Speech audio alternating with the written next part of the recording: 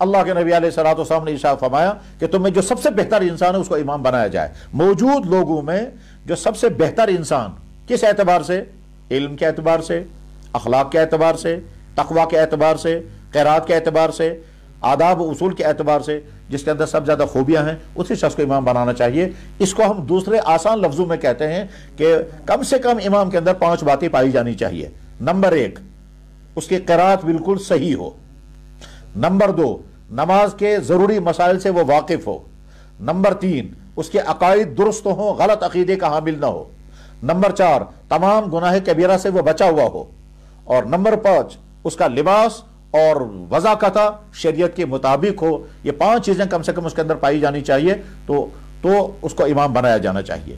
احادیث مبارکہ میں اس کی تفصیل آتی ہے باب الامامہ کے نام سے، اور فقہ کی کتابوں میں بھی آتا ہے کہ امام کس کو بنانا چاہیے اور ان کی صفات اور شرائط کیا ہونی چاہیے، اور اس میں یہ بھی آتا ہے کہ کس آدمی کی امامت مکروہ ہے، کس آدمی کی امامت درست نہیں ہے، کس آدمی کے پیچھے نماز پڑھنے کی ممانعت ہے، وہ الگ مسئلہ ہوتا ہے۔ لیکن بہرحال امام کے اندر کیا اوصاف ہونے چاہیے یہ اختصار کے ساتھ میں نے عرض کر دیا۔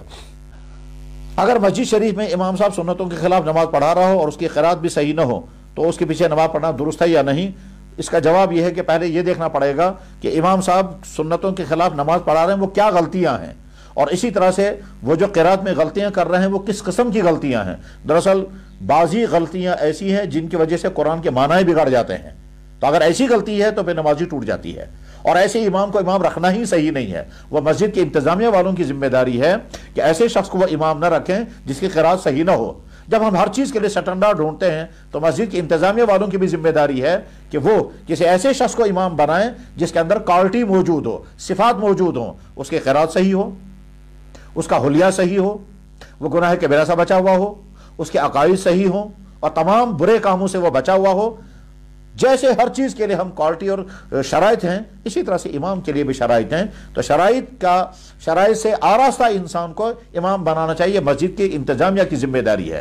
اور اگر کسی جگہ پر ایسا امام ہے جو سنتوں کے خلاف نماز پڑھا رہا ہے، قرات اس کی صحیح نہیں ہے، تو اس امام کے نماز کے درست سے نادرست ہونے کے لیے ضروری ہے پہلے اس امام کو چیک کرنا ہوگا، تاکہ یہ پتہ چل جائے کہ سنتوں کے خلاف کیا کیا غلطیاں ہیں، اور جو غلط قرات ہے وہ کس درجے کی غلط قرات ہے، تب فیصلہ ہو سکے گا کہ اس کے پیچھے نماز پڑھنا صحیح ہے یا نہیں ہے۔